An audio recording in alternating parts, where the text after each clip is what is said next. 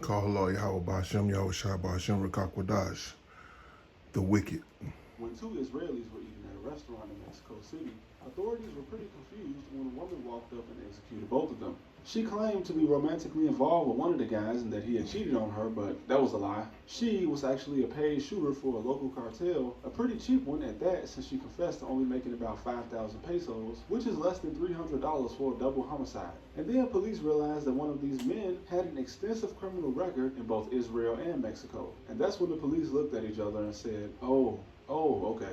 These guys were part of an Israeli crime syndicate, who allegedly might have had a disagreement with the Jalisco New Generation cartel. And then, a few months ago, I read about a former LAPD cop being arrested for a home invasion where he and a group of men kidnapped and held somebody for ransom in Koreatown, LA. And I thought, typical LA, right? That's weird. I'm sure that'll never come up again. And then I started looking into the Israeli mafia, only to find that this guy, who was a cop in LA for 13 years, is actually an Israeli mobster. 6 men in Hollywood Hills, including this guy, plot the kidnapping of a 17-year-old crypto bro. And when they got to his house, 2 men disguised as LAPD officers pretended to serve a search warrant before holding him for ransom until he gave up $350,000. A violent home robbery in Koreatown this morning with the suspects dressed as police officers. It happened in this apartment complex. But for some reason, they drove a Urus and a Range Rover to the robbery because, I don't know actually, it's not like Koreatown is Bel Air. When the police checked the cameras on that block, I'm sure these guys were in the only Urus that passed by that week. And if you stay in LA, you see other strange connections. The illegal gambling scandal that included former NBA players and an NBA coach as well as the Sicilian mob also features an interesting character on the indictment. A man named Yevgeny Gershman, who, at these illegal poker games, hired women to serve drinks and provide massages while they scammed all the high rollers with the x-ray glasses and see-through tables. And when it came to people not paying what they owed for these poker games that they were obviously being cheated out of, Yevgeny would threaten to kidnap their children unless they paid. And he also faces a separate charge, along with a woman named Valentina, for conspiracy to commit marriage fraud in an attempt to get permanent legal status in the United States, as he had already lied to immigration. And authorities say our boy Yevgeny is part of the Russian mafia in Israel. When I first saw the report, it said that he was in the Michael Tansky organization, and I was thinking, who the hell is that? What does that even mean? So I looked up Michael Tansky, only to find out that he was the leader of the Russian mafia in Israel, which was started by Russian and Ukrainian Jews that immigrated to Israel around the time the Soviet Union collapsed in 1989-1990. And there are also Israeli Arab crime syndicates made up of Israeli and Arab families working together in drug and weapons trafficking, with some of them being occasionally involved in blood feuds. And yes, the Israeli mob is in New York. Yes, they're in LA. And also, the term Israeli mafia is just a term, an umbrella term for multiple organized crime groups from Israel, or at least originated from Israeli immigrants. And they operate all over the world. Now, yes, I know, the IDF, Mossad, Shin Bet, yes, very controversial organizations, very controversial military, even more so than the US and the CIA. But this video is specifically about the mafia. Now, if any of those have a connection, then I don't know. Maybe you guys can connect the dots if they do indeed exist. When Sammy the Bull was making $500,000 a week, his plug on all the MDMA he was trafficking was an Israeli mobster in New York. And this is actually where a lot of the ecstasy came from in the early 2000s, as one of the largest operations importing them from Paris and Germany was also run by an Israeli mobster. And jokes aside, yes, the US is a vassal state of Israel, I know, but I learned that in the past 15 years, the US did actually get worried about these criminal organizations being involved in government. Like when Inbal Gabrieli was elected to the Knesset, which is essentially like the Congress or Parliament of Israel. It worried the US because she was part of a crime family, and since Israel gives you legal immunity as an elected official, she used this immunity to prevent her father's house from being raided. And also, her cousin had just been murdered as part of a gang war between her family and another group from Tel Aviv, the Abigail crime family, which was run by a man who said he started shooting people when he was 14. And also, like South Korea, which I covered in my last video, Israel has mandatory military service, meaning that if a guy in Israel decides to get a job where he has to use a gun, it's probably going to be pretty dangerous for whoever he's looking for.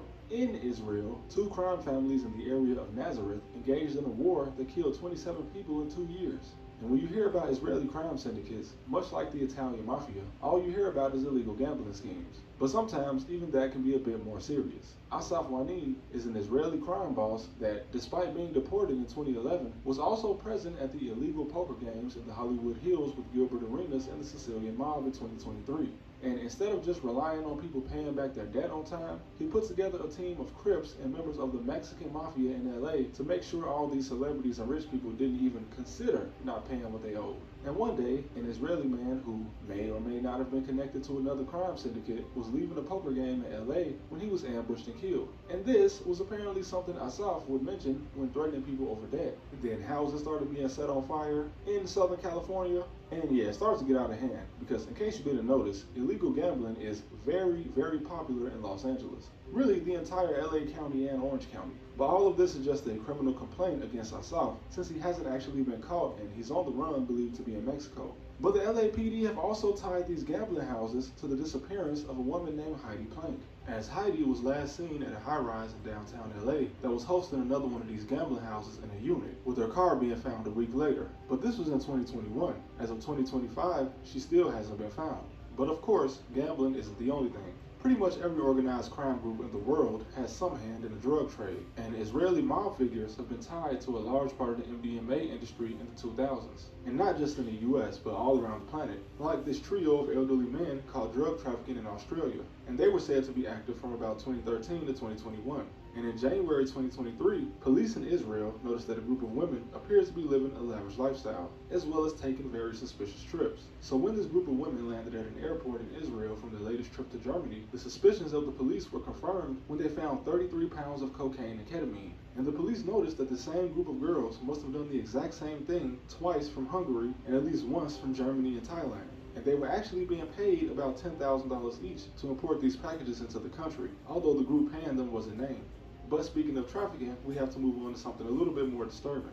So from 2015, Colombia saw a steady rise of Israeli tourists. Colombia is beautiful, so tourism brings in about 5 million people a year. And a group of men from the US and Israel saw a business opportunity in the small town of Taganga. And led by a man named Asi Mush, also known as the Devil of Taganga, they built a resort and hotel called Hotel Benjamin, with security being coordinated by a local former member of a Colombian death squad. And for $800, which is a tourist package, you would get food, unlimited alcohol, marijuana, cocaine, and prostitution. And surprisingly, all of that is partially legal in Colombia.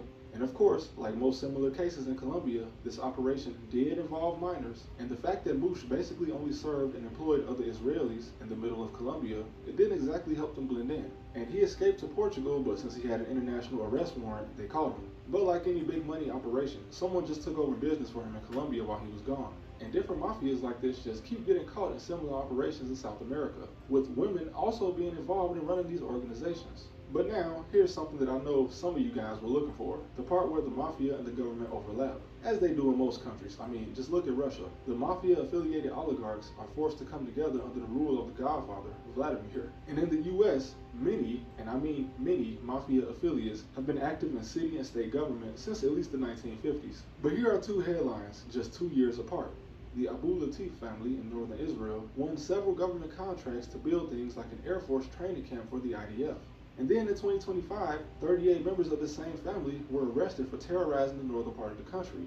And you may ask, how does a crime family win government contracts? Well, it's pretty simple. I mean, you just blackmail and extort people. And like the mafia in most countries, despite being indicted, it seems like over half of the people arrested are not actually going to be charged, as only 12 actually have charges sticking against them. But these guys have extorted millions of dollars, evaded taxes, and blackmailed politicians. So the fact that so many of them are getting away with it leads me to believe they must be really good at blackmail. And even worse, there have been accusations by multiple media outlets and even an organization called the New Humanitarian that allege Israel has been arming Palestinian gangs to steal aid and food coming through Gaza, possibly to further destabilize the region, with one gang being led by this man who supposedly escaped prison with Israeli assistance. But of course, when it comes to that part of the region, that will require its own video, as it's much deeper than the mafia or any corruption.